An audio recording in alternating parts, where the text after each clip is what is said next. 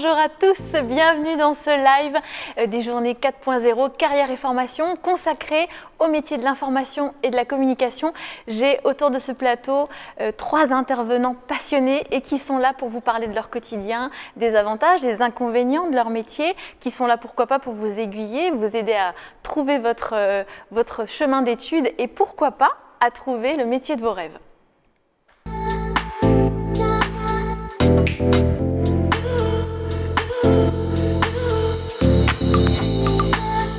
Alors on va faire connaissance avec nos invités. Messieurs, je vous invite à enlever vos masques. Vous avez du gel devant vous. N'oubliez pas, c'est un live qu'on veut vraiment interactif. Donc si vous avez des questions dès maintenant à poser sur ces métiers de l'information, de la communication, eh bien il y a la page Facebook de M2A qui vous attend, ainsi que nos modérateurs qui sont là pour prendre vos questions dès maintenant.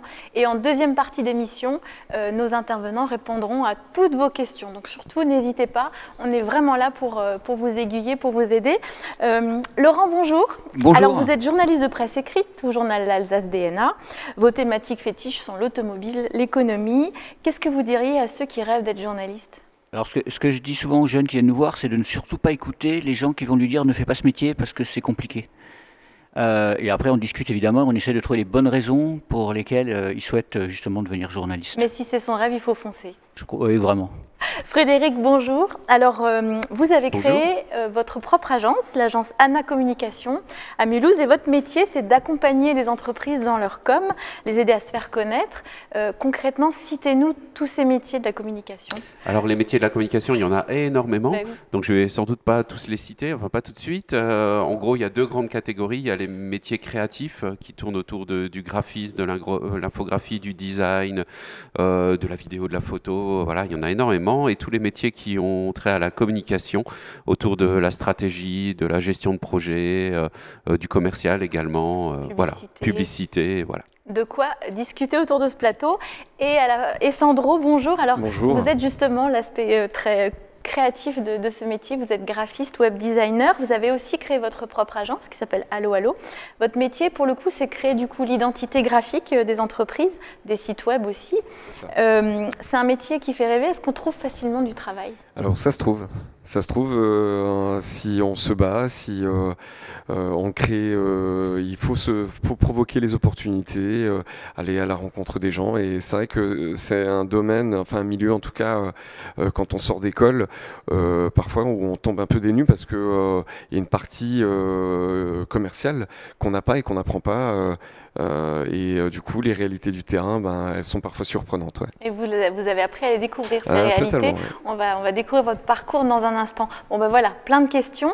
C'est très simple. C'est tout de suite sur la page M2A, la page Facebook M2A. J'ai hâte de démarrer ce débat.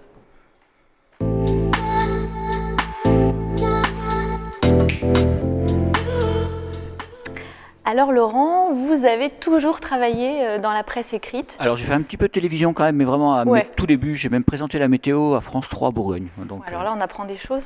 Mais presse écrite essentiellement régionale. Oui, 95% du temps presse écrite régionale, un peu de presse parisienne et de la presse spécialisée auto et moto. Et oui, c'est votre passion. C'est quoi qui vous anime au quotidien? C'est quoi cette passion finalement? Ce qui est vraiment fantastique dans ce métier, c'est que chaque matin quand j'arrive au journal, je sais que ma journée va être différente de la journée précédente. Je ne sais pas forcément ce que je vais faire, puisqu'on est évidemment on travaille par rapport à l'actu, et l'actu on la connaît pas toujours, on a des grands repères, mais vraiment ça c'est une richesse incroyable d'avoir des journées différentes tous les jours, tous les mois, enfin c'est juste génial. C'est vrai que c'est un atout incroyable. Alors c'est quoi d'après vous les qualités pour faire ce métier de journaliste? Alors moi j'en donne toujours qu'une seule, parce qu'il y a plein de choses qu'on peut apprendre. Souvent les jeunes viennent me voir dans les carrefours des métiers, ils me disent oh mais je suis pas très bon en français. Je dis mais ça c'est pas grave, ça s'apprend. Mais il y a une qualité qu'on peut pas apprendre, c'est la curiosité. Et là vraiment je leur dis voilà, ça m'est arrivé de voir des jeunes qui me disent oh non je suis pas très curieux de la façon dont tourne le monde et tout. Je dis bah là faut peut-être pas faire journaliste. C'est pas un vilain défaut. Mais ouais, on peut voilà, on peut pas être journaliste sans être curieux, et je crois que c'est vraiment la qualité fondamentale. Les autres honnêtement ça s'apprend assez vite, alors à des différentes vitesses, avec différentes formations, mais la curiosité je crois que si on l'a pas, faut pas y aller quoi. Et alors côté formation justement, est-ce qu'il faut forcément viser les écoles de journalisme? Alors, il y a deux types d'écoles, hein. Il y a les écoles qui sont reconnues par la profession, qui sont évidemment un peu plus difficiles d'accès. Il y a beaucoup de monde au concours. Ce qui est très bien avec ces écoles, c'est qu'elles ont des liens assez forts avec les médias, donc ça permet d'avoir des stages, et souvent c'est des stages mais après qui créent les CDD et les CDI derrière. Donc c'est vraiment important quand on veut être journaliste de viser une des écoles reconnues par la profession. Il y en a, donc ça change un peu chaque année, donc je ne peux pas vous dire combien il y en a, mais il y a par exemple Strasbourg, hein. Oui. Après il y a d'autres formations, et après il y a des très très bons journalistes. Nous on en a à l'Alsace et au DNA qui n'ont jamais fait d'école et qui sont vraiment des très très bons journalistes aussi, qui sont rentrés en faisant de la correspondance, en faisant de la pige, et qui ont réussi aussi à avoir une carte de presse. Donc voilà, il y a une voie royale, mais il n'y a pas que ça. Et puis surtout, il faut être prêt à bouger. Évidemment, il faut être prêt à bouger, alors dans la région, mais ailleurs aussi. Il ne faut pas hésiter à aller sur Paris si on a des opportunités, aller faire des piges dans toute la France. Voilà, aujourd'hui, il y a des formations bilingues aussi. Il y a des jeunes journalistes qui vont travailler, par exemple, pour Arte Allemagne et qui reviennent après chez nous. Ouais, c'est vraiment. On ne peut pas être journaliste si on n'a pas envie de bouger à un moment. Alors bouger géographiquement, mais aussi bouger au niveau des thématiques de travail. Voilà, on se spécialise pas tout de suite dans ce métier. Oui, et d'ailleurs, vous ne conseillez pas forcément de se spécialiser. Non, je crois que c'est souvent aussi une des demandes des jeunes quand ils viennent me voir. Ils me disent je voudrais être journaliste et commenter les matchs de foot. Alors là, je leur explique que ça marche pas comme ça. Voilà, on a éventuellement un jour la chance et le talent pour commenter les matchs de foot, mais au départ, quand on commence, on n'est déjà même pas sûr d'être dans un service des sports. On commence dans une rédaction, et puis il va y avoir des opportunités, des choix de vie, des choix de carrière, des rencontres qui vont faire qu'on va aller plutôt sur l'économie, plutôt sur le sport, plutôt sur la culture, ou alors faire les faits divers, de la justice. Mais on peut pas rentrer dans ce métier en disant, alors les filles des fois me disent j'aimerais bien travailler dans un magazine de mode, et les garçons voilà, faire de la presse sportive. C'est un cliché, mais pas tant que ça. Ça a un peu baissé ces dernières années, et là vraiment voilà, je leur dis que c'est bien d'avoir un rêve, de le poursuivre, mais on peut pas arriver devant un jury d'école de journalisme ou devant un rédacteur en chef en lui disant demain je veux présenter le match de foot du Racing. Oui. Que de questions à poser à Laurent. Je suis sûre que son métier peut vous passionner. Si vous avez des questions, il ne faut pas hésiter, parce que dans quelques minutes, il sera là pour y répondre. Rendez-vous tout de suite sur la page Facebook M2A.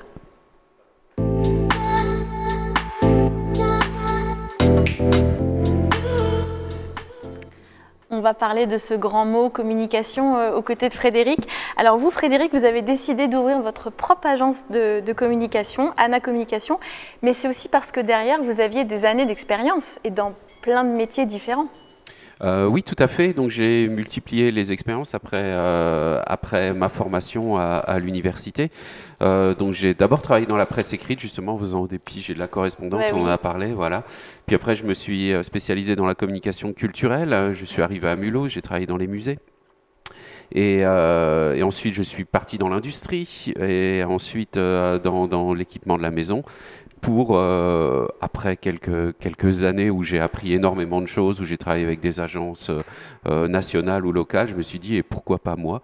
Voilà, donc j'ai eu une opportunité, c'était en 2008, quand la crise est tombée, c'était la grande période des auto-entrepreneurs. Je me suis dit, bon ben voilà, il y a une petite opportunité, je vais essayer d'y aller, et voilà. Il faut quand même avoir un caractère d'entrepreneur pour se lancer.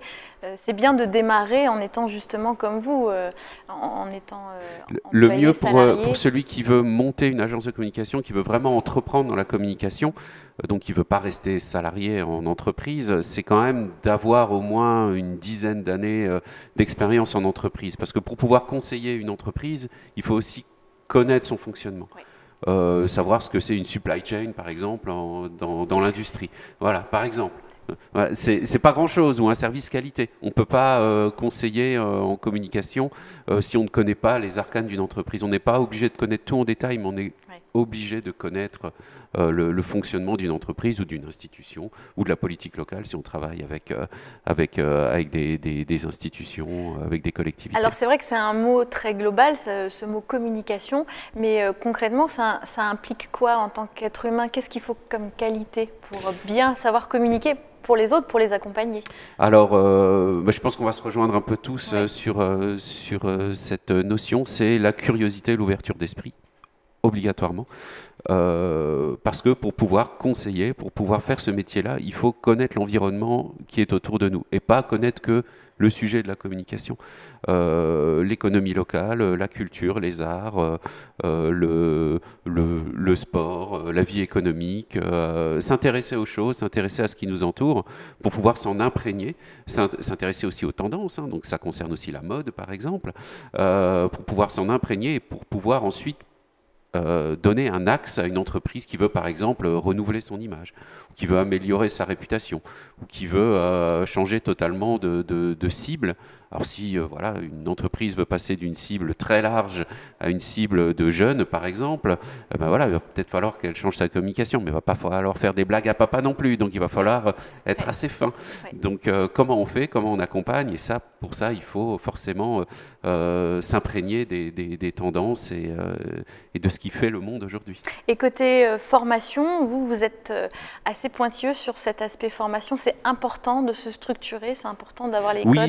Oui, c'est important en termes de formation, parce que le gros avantage des formations, c'est que ça apprend surtout à synthétiser. Notre travail au quotidien, c'est souvent de reformuler des problématiques. Une entreprise qui arrive avec des problématiques très générales, c'est-à-dire en une phrase ou en un paragraphe, essayer de vraiment délimiter la problématique de l'entreprise, qui peut être une problématique de business par exemple, parce que le chiffre d'affaires tombe, ou une problématique d'image, c'est souvent le cas, hein, d'ailleurs en ce moment avec la digitalisation, il y a des entreprises qui se disent « oh là là, mais moi avec tout le monde me voit comme une vieille entreprise, il faut que je dynamise ça, que je modernise ça ».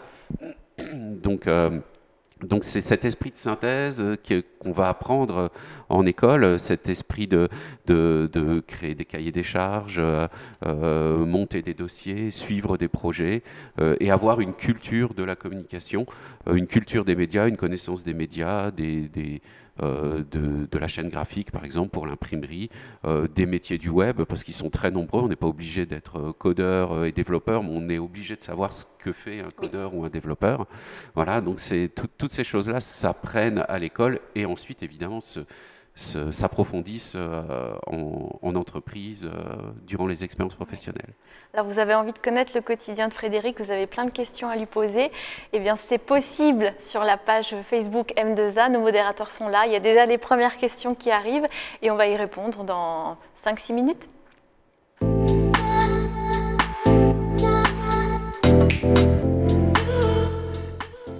On va continuer ce tour de table et le terminer avec Sandro, notre graphiste web designer. Alors un parcours extraordinaire hein, parce que vous êtes arrivé à ce métier quand même très créatif très tard. Vous êtes un ancien éducateur spécialisé, donc c'est un parcours exceptionnel. Alors oui, mais en même temps, je trouve beaucoup de similarités par rapport à ce premier métier, éducateur spé, parce que, comme tu le disais, Fred, il y a cette phase d'observation. On parlait aussi de qualité, la créativité, ça c'est évident. L'ouverture, c'est évident. Et c'est vrai que je crois que dans le métier demande en tout cas à faire preuve d'analyse. Donc ça veut dire savoir écouter, prendre note de ce que le client, l'interlocuteur nous donne. Pour créer un logo, il faut en avoir vu tout plein, il faut avoir vécu des choses. Je dirais que en fait, ça rejoint. Je pense que de toute façon autour de la table, il y a beaucoup de termes qu'on va utiliser et s'approprier parce que oui, il faut s'intéresser, il faut voir qu'est-ce qui a déjà été fait, mais au-delà de ça, souvent, je dis toujours, le client, il n'achète pas simplement la réalisation. Ce que le client auquel il va être attentif, c'est le concept, c'est ce qu'on met derrière. C'est l'histoire. C'est l'histoire. Et c'est vrai que pour justement enseigner dans le graphisme et dans le web, souvent je dis aux étudiants, il faut donner du sens. Et quand j'étais éducateur spécialisé, mon métier, c'était toujours de donner du sens à mes actions. Et aujourd'hui, je retrouve cette qualité qui est pour moi importante pour créer un logo, créer un support, même si on est dans la digitalisation et je trouve qu'il y a et oui, est-ce qu'il faut savoir dessiner avec un crayon? Alors, quand on crée, pour ma part, moi je dis toujours, il faut d'abord lire. il faut s'intéresser, il faut s'ouvrir. Moi, il y a quelque chose que j'aime beaucoup faire. Bon, maintenant, c'est un peu plus compliqué, mais aller faire les expos, discuter avec des artistes, regarder un petit peu aller à la bibliothèque, s'intéresser à des créateurs, des designers, qu'est-ce qu'ils ont fait. Et aujourd'hui, on a des plateformes numériques comme Netflix, voilà, où on a des séries documentaires qui parlent du design. Il faut s'intéresser à tout ça, mais ce que je crois, c'est qu'il faut, oui, prendre son crayon, faire des croquis, dessiner et essayer de faire des choses. Il ne faut pas avoir peur de choses qu'on pourrait regretter. Ouais. Et surtout, on a l'impression que c'est un métier qui fait rêver, où donc il y a beaucoup de demandes et peu d'offres. Donc du coup, pour faire la différence, c'est quoi? Il faut être un peu audacieux, il faut se planter, il ne faut pas avoir peur. Je crois qu'en fait, il ne faut pas avoir peur oui, il faut pas avoir peur de se tromper. Il faut aussi apprendre. Ça, c'est une question qui revient souvent. Comment faire pour se démarquer? Alors, je crois qu'en fait, on se trompe d'objectif quand on est animé simplement par la différence. En fait, il faut être assuré et apprendre à se connaître tout d'abord et s'assumer. Alors c'est vrai que quand on est jeune, quand on a 18 ans, c'est pas évident de se trouver parce qu'on a plein de questions dans la tête. On ne sait pas qu'est-ce que je vais faire de ma vie. Moi, je vois des jeunes 20 ans, ils sont aujourd'hui en cours de communication, de graphisme, de web, mais ils savent toujours pas si après cette formation-là, déjà, la question récurrente, est-ce que je vais trouver du boulot? Est-ce que je vais trouver un job? C'est des vraies questions. Et comment vous les rassurez? Je crois que je leur donne le conseil, c'est déjà de rêver en fait. Je crois qu'il faut rêver et être ambitieux, audacieux. Je les encourage vraiment à croire en eux parce que on sent, c'est une période de la vingtaine, c'est quand même c'est un carrefour de vie. On part de chez papa et maman, on commence à mettre un pied dans le monde du travail qui est souvent très rude. Mais je crois que l'encouragement de croire en soi, de s'ouvrir en fait aux autres, je crois que ça fait partie des clés en fait déterminantes pour se construire. Eh ben on a envie de vous poser plein de questions à tous les trois. Et vous l'avez fait, il y a déjà des questions qui sont arrivées. Si vous en avez, vous aussi, vous venez d'arriver, c'est possible sur la page Facebook M2A. Nos modérateurs sont là et on va découvrir les premières questions.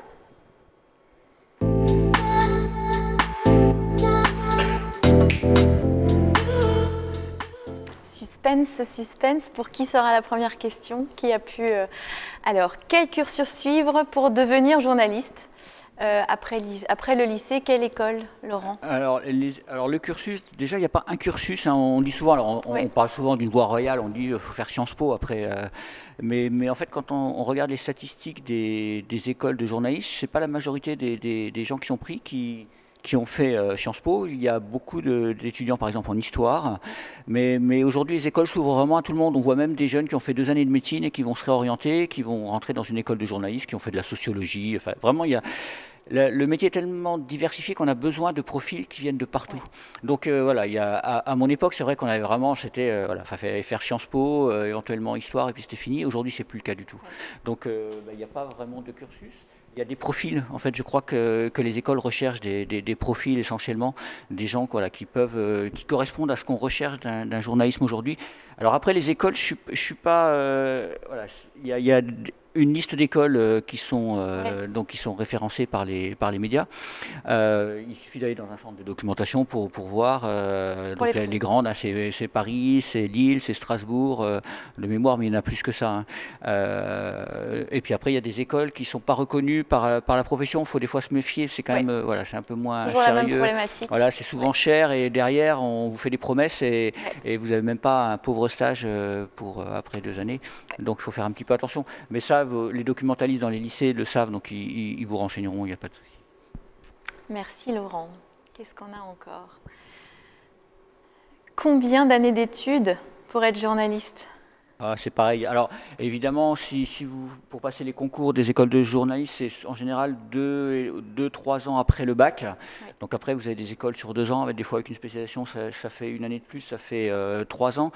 Après le bac, on est entre 4 et 6 ans, hein, selon les... Donc c'est long. C'est aussi pour ça que je dis aux jeunes, ne vous trompez pas, il faut vraiment avoir envie de faire ce métier, parce que parce que vous partez sur un cursus qui est quand même assez long et derrière, ça va pas être facile. C'est pas une école d'ingénieur où on vient vous chercher et on vous offre plusieurs emplois. Donc vous trompez pas, les études sont assez longues, les concours sont compliqués. Donc allez-y si vous avez envie de faire ça, si vous aimez ça, mais voilà, n'y allez pas pour des mauvaises raisons. Ce serait quoi les mauvaises raisons?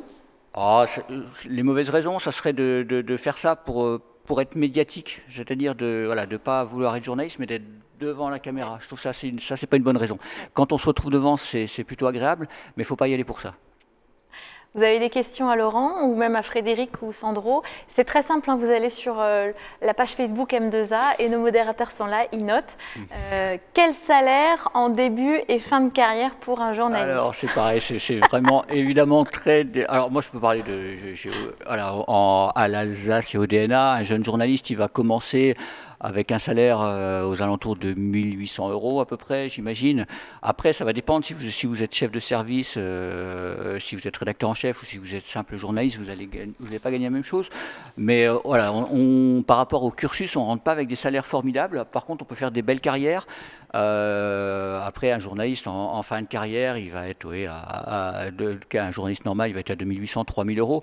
Après, c'est aussi un métier où on travaille le dimanche, donc on a des primes, on peut faire des piges. Ça, c'est un autre secteur. C'est un statut, oui, il y a plusieurs statuts. C'est un statut, hein, ouais. Donc on peut arrondir un peu les fins de mois. Donc on explique un pigiste, il n'est pas intégré à un média, il va... il va être payé à l'article qu'il va vendre. Donc il y a des pigistes qui gagnent très bien leur vie, il y en a beaucoup qui gagnent très mal leur vie parce que c'est compliqué. Mais voilà, un fait diversier, avoir peut-être des primes de fait divers, on peut arranger un peu son salaire. C'est pour ça qu'il n'y a pas un salaire fixe. Encore une fois, au début, souvent les jeunes sont un peu déçus parce qu'ils ont fait des études longues, ils ont passé un concours compliqué et le premier salaire, c'est un peu la soupe à la grimace. Mais après, c'est quand même des carrières où on peut progresser selon les opportunités et être, je trouve, dignement payé. Voilà, j'aime bien ce terme d'être dignement payé. On finit pas milliardaire quand on est journaliste, mais on est dignement payé en fin de carrière. Et puis il y a tous les petits à côté. Alors, par exemple, les portes s'ouvrent quand on est journaliste, on a quand même... Alors c'était vrai, moi j'ai commencé dans ce métier il y a 30 ans, c'était vrai qu'une carte de presse, on rentrait dans n'importe quelle salle de concert, dans n'importe quel stade, on vous ouvrait les portes. Aujourd'hui, c'est beaucoup moins vrai, c'est beaucoup plus compliqué, il faut beaucoup d'accréditation, et voilà, on fait pas une carte, c'est plus un sésame, une carte de presse. Caroline, c'était vrai il y a 30 ans, je vous assure que ça a beaucoup changé. Qu'est-ce qui nous arrive encore? Ça c'est marrant. Est-ce qu'un influenceur est un journaliste? Ouais, c'est une bonne question. Ça, c'est une question qu'on ne m'aurait pas posée il y a 4-5 ans. Non, un influenceur n'est pas un journaliste. Alors, c'est pas du tout du mépris, hein, mais c'est pas le même métier. Alors déjà, un journaliste, c'est quelqu'un qui a une carte de presse. Ça permet de le définir. Alors, on peut avoir une carte de presse en étant intégré dans un journal ou alors en étant totalement indépendant.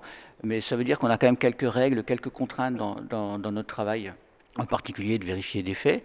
Un influenceur, il fait un métier totalement différent que je ne connais pas forcément, parce que je ne l'ai pas fait. Peut-être que Caroline, vous pouvez un peu plus nous expliquer. C'est plus proche du marketing, peut-être? Oui, c'est plus proche on vend plus une image que de l'actualité. Mais vous êtes confronté, vous, en tant que journaliste, à couvrir des événements où vous êtes à côté des influenceurs. Voilà. Alors, je vais prendre un exemple concret parce que ça m'est arrivé dernièrement. Donc, je participe à la rubrique Automoto au journal l'Alsace DNA, enfin de tout le groupe. Et donc, on est invité par les constructeurs pour faire des essais de voitures et de motos. Et donc, il y a 2-3 ans, on a vu arriver des influenceurs sur les essais. Nous, quand il y a une nouvelle voiture, on prend la voiture, on va rouler avec, on la teste, on va discuter avec les ingénieurs, on va essayer de t'expliquer quelles sont les nouvelles technologies qui sont dans cette voiture. L'influenceur, il va juste essayer de faire des belles images avec un drone éventuellement. Il va se mettre devant la voiture, il va se prendre en photo, il va dire « Regardez comme cette voiture est belle », donc éventuellement achetez-la, mais ça va s'arrêter là. Nous, on n'est pas là pour juste dire que la voiture est belle et dire que le constructeur est formidable. On essaye de comprendre comment cette voiture a été fabriquée, à qui elle va s'adresser, est-ce qu'elle est d'un bon rapport qualité-prix, est-ce qu'elle est performante. Voilà, c'est un peu la différence. Ce sont deux métiers différents. Ce sont deux métiers différents. Il n'y en a pas un plus noble que l'autre, mais ce sont deux métiers différents. Vous avez des questions à Laurent, vous avez des questions à Sandro, vous avez des questions pour Frédéric. C'est possible, on vous attend sur la page Facebook M2A.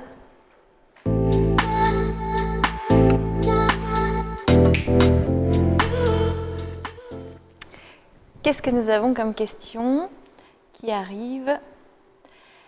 Quel baccalauréat est le plus adapté pour devenir chargé de communication? Frédéric. Alors la question, elle ne se pose pas vraiment au niveau du bac, hein, elle se pose vraiment après dans le choix des formations. Peu importe le bac. Je dirais, peu importe le bac, mais en général, ce que je vois, c'est que c'est souvent des bacs économiques ou des bacs littéraires, plutôt. Mais on retrouve aussi des bacs scientifiques. La problématique ne se pose pas là, mais je dirais que la logique voudrait, puisqu'on travaille notamment sur de la rédaction, sur de la synthèse, sur de l'analyse, sur aussi l'environnement économique qui nous entoure, qu'un bac économique et social ou un bac littéraire est théoriquement plus adapté. Aujourd'hui, avec les options finalement du lycée, voilà, on va pouvoir un peu étoffer sa formation. Absolument. Ouais. Ouais. C'est plutôt après alors. C'est plutôt après qu'il faut faire les bons choix, parce qu'en fait, il y a énormément de formations en communication qui ont en général toute une spécialité. Alors plus justement, on parlait tout à l'heure des métiers plus du design, de la création, et d'autres qui sont plus soit dans le multimédia, dans l'internet, soit dans de la rédaction. Voilà, donc il faut bien choisir, il y en a énormément. Il y a beaucoup de DUT, de BTS, il y en a en Alsace, hein, il y en a à Mulhouse, à Strasbourg. Il y a aussi des écoles qui en général sont plutôt même de bonnes écoles. Hein, je dirais pas ça forcément dans tous les domaines, mais dans la communication, il y a de bonnes écoles privées également. Et c'est bien aussi d'opter pour l'alternance assez vite. Alors, de toute façon, ce qui intéresse un employeur à terme, c'est évidemment votre niveau d'études, mais c'est surtout votre expérience, ce que vous êtes capable de montrer, c'est vos connaissances et vos compétences. Et surtout vos compétences, c'est est-ce que vous êtes en mesure, est-ce que vous êtes opérationnel, est-ce que vous pouvez travailler dès qu'on vous embauche. Et en école, on vous apprend énormément de choses, mais on ne vous apprend pas forcément à travailler directement en agence ou en entreprise dans le domaine de la communication.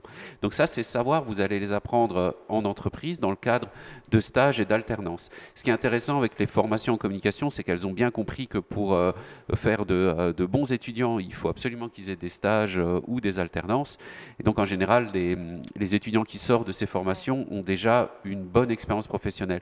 Mais souvent un bac plus 2 est un peu limité parce qu'on a fait un stage court en première année, un stage un peu plus long en deuxième année, mais ça reste encore un petit peu léger. C'est pour ça que je conseille souvent de continuer, d'avoir au moins une licence et si possible une licence professionnelle. Une licence professionnelle se fait souvent en alternance ou avec un stage long.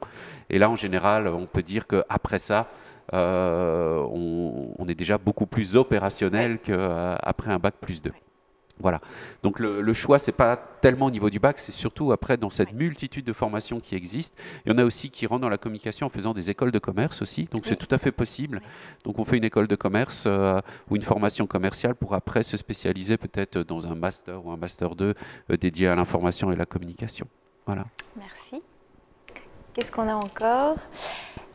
Être web designer freelance, est-ce que c'est encore une bonne idée, Sandro, où il n'y a pas trop de concurrence? Alors, pour répondre à cette question, est-ce une bonne idée?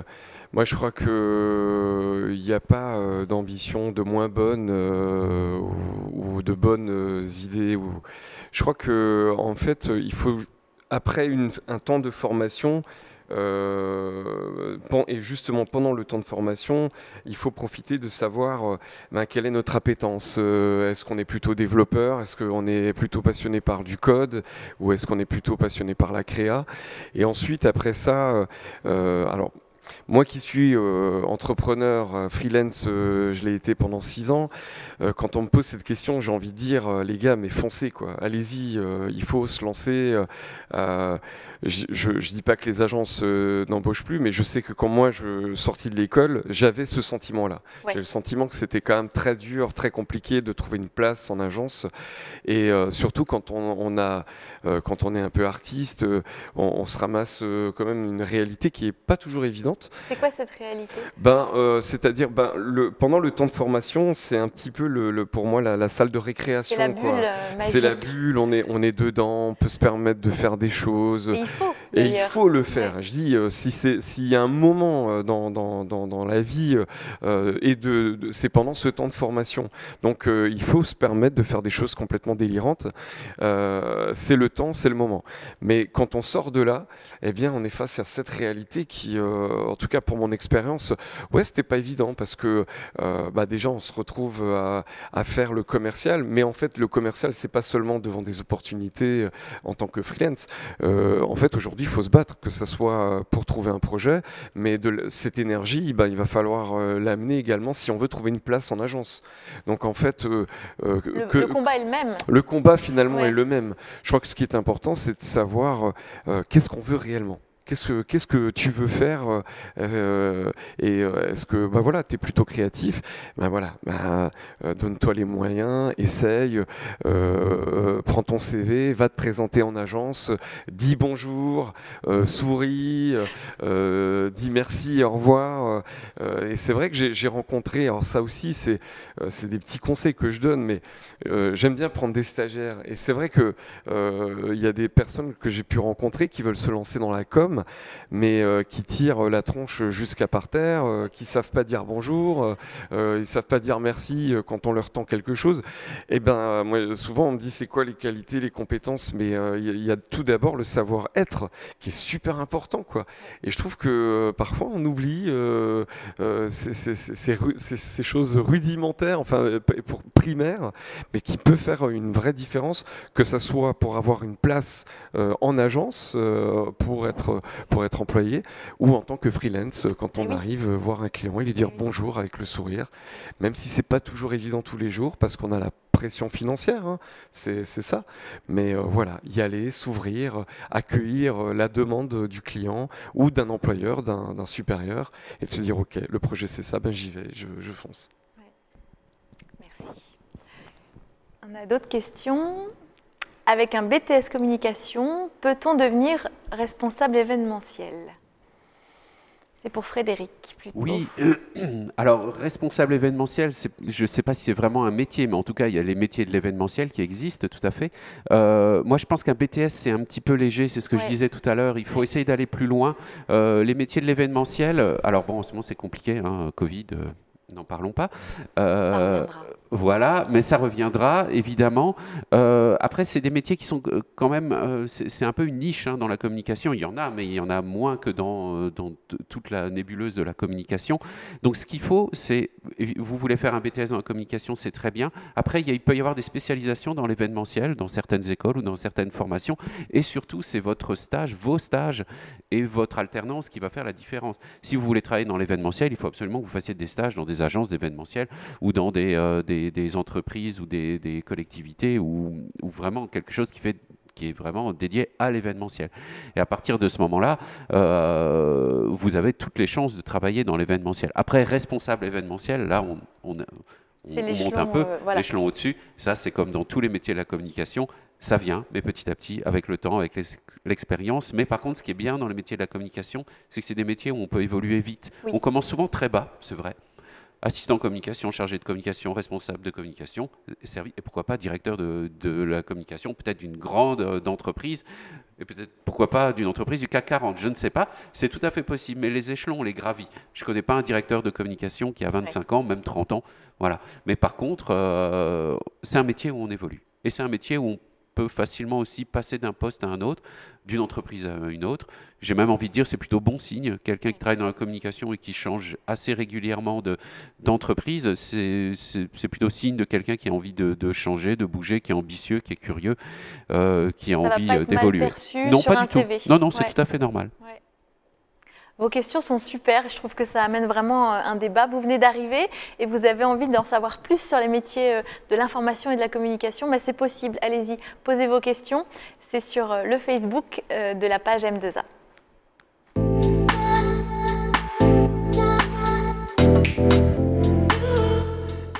De quoi allons-nous parler maintenant? C'est vous qui décidez.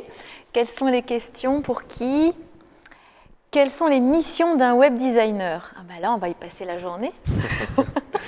Les missions.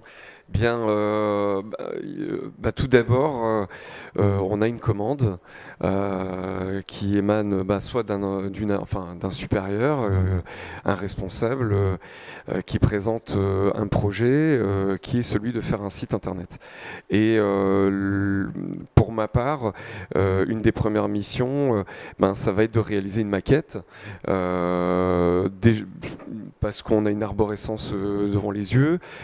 Cette arborescence, très souvent, elle n'existe pas, donc il faut la construire avec le client. Il y avait une qualité quand on échangeait avant cette émission qui était primordiale, c'était l'écoute. Ah oui, totalement. Écouter son client et lire entre les lignes ce dont il a besoin. C'est tellement ça en fait, puisque le client il vient avec une idée, il a souvent plusieurs idées.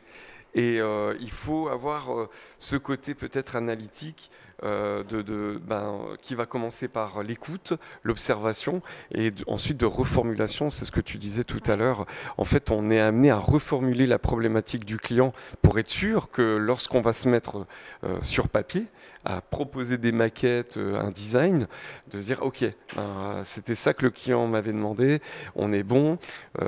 Par exemple, moi j'ai un client dans son verbal, il me présentait des inspirations pour moi au niveau créa qui étaient relevées plutôt des choses plutôt chaudes, des couleurs chaudes, etc. Et puis esthétiquement, il avait envie de ça.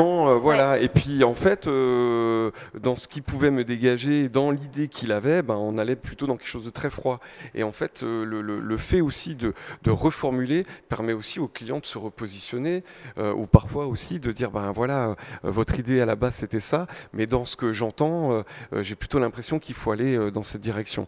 Et c'est vrai que pour moi, il y a cet échange avec le client qui est super important, quoi, et qui va, mais qui est à construire, qui vient pas forcément comme ça en deux. On accompagne en fait le client.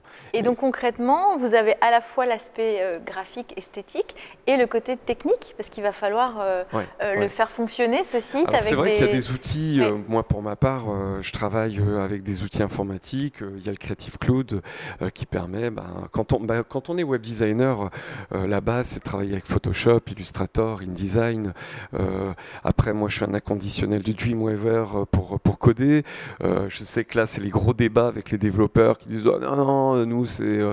Donc, les développeurs ne partent pas du tout n'ont pas du tout l'aspect graphique, ils sont vraiment purement informaticiens. Alors, ceux qui sortent d'école, alors là, je ne connais pas toutes les écoles et les cursus de formation, mais en tout cas pour la mienne, celle de graphiste au web designer, c'était très intéressant pour moi parce que j'ai pu voir les deux choses, les deux versants. Autant de découvrir l'aspect créatif des choses et autant le côté technique du code, que ça soit pour un site, ce qu'on appelle vitrine ou dynamique. Et du coup, mettre son nez dans du PHP. Alors quand on est créatif, en général, on n'aime pas trop faire du code, on a plutôt envie de prendre sa tablette, un crayon, de dessiner, et voilà. Donc c'est vrai que l'école, j'en reviens à ce temps de formation qui, du coup, va asseoir cette orientation. Et de se dire, je suis plutôt créatif, ou je me sens mieux en tant que développeur. Ouais. Merci. J'espère qu'on a répondu à votre question. Le chargé de communication doit-il maîtriser des logiciels spécifiques ? Alors déjà, on va revenir sur le métier de chargé de communication. Je pense que c'est important. Un chargé de communication, c'est en général quelqu'un qui est embauché dans une entreprise pour s'occuper de la communication et de l'image de cette entreprise. Il va souvent pas travailler tout seul, donc soit il a une équipe avec lui, soit il travaille avec des agences de communication. Le chargé de communication, lui, il va être un petit peu le chef d'orchestre en disant un photographe, j'ai besoin que tu sois là à tel moment parce qu'il y a un shooting, au vidéaste d'être là parce qu'il y a un film d'entreprise à créer, à avoir des contacts avec un imprimeur parce qu'il y a des délais à respecter, à organiser un stand, une foire, un salon, à organiser le séminaire de fin d'année, à préparer des PLV. Donc il va travailler sur toute l'image de l'entreprise, que ce soit en interne ou en externe, et il va travailler avec des prestataires. Ces prestataires utilisent en général des logiciels dont on a parlé tout à l'heure, des logiciels type Photoshop, Illustrator, InDesign pour faire des mises en page, des créations. Le chargé de communication, lui, il ne va pas forcément utiliser ces logiciels. Mais ça dépend. Des fois, dans certains postes, on va lui demander de pouvoir être capable de créer un flyer, un dépliant, un bulletin, un journal interne, par exemple. Tout dépend de la taille de l'entreprise. Tout dépend de la taille de l'entreprise et du poste. Donc moi, ce que je conseille souvent aux chargés de communication, si dans le cadre de sa formation, il n'étudie pas de manière approfondie ces logiciels, il faut les connaître. C'est-à-dire, les maîtriser, c'est sans doute pas nécessaire, mais les connaître, c'est savoir quand je dois faire du photomontage, quel logiciel j'utilise. Savoir la différence entre CMJN et RVB, ça vous paraît peut-être technique, ce genre de choses. C'est avoir suffisamment de connaissances sur le logiciel, le fonctionnement du logiciel, le choix du logiciel, pour pouvoir piloter un projet. Savoir aussi le temps que ça peut prendre, par exemple. Et ça me paraît important. Connaître un petit peu tout l'univers et tout l'univers de la communication, que ce soit un univers technique, graphique, rédactionnel. C'est pour ça que je dis l'important, c'est la curiosité et la connaissance en général. Après, s'ils maîtrisent les outils, c'est encore mieux. Voilà. Mais en tout cas, les connaître. Ça paraît presque logique de les connaître, ça serait même frustrant de ne pas les connaître. J'ai presque envie de dire, quelqu'un qui finit ses études en communication et qui n'a jamais ouvert Photoshop, c'est louche. C'est louche. Voilà. Ne serait-ce que par curiosité, voilà. Ouais. Merci à tous les trois, ça va déjà être l'heure de se quitter.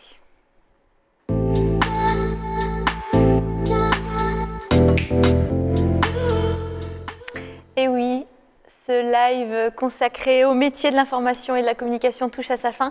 Je vous remercie très sincèrement tous les trois parce que vous vous êtes livrés avec passion sur vos métiers. Merci à vous pour vos questions, merci de nous avoir suivis, merci à tous nos partenaires. Alors très bonne nouvelle, ce live, vous allez pouvoir le voir et le revoir à volonté sur le site M2A. Vous allez pouvoir continuer même à poser vos questions. On est là pour vous accompagner dans le choix de vos études et puis alors surtout, n'oubliez pas, le plus important c'est le plaisir que vous allez prendre, que ce soit dans vos études ou dans votre métier, et puis vous avez le droit de vous tromper. L'essentiel c'est de vous en servir pour avancer. On vous souhaite en tout cas le meilleur, prenez soin de vous. Salut.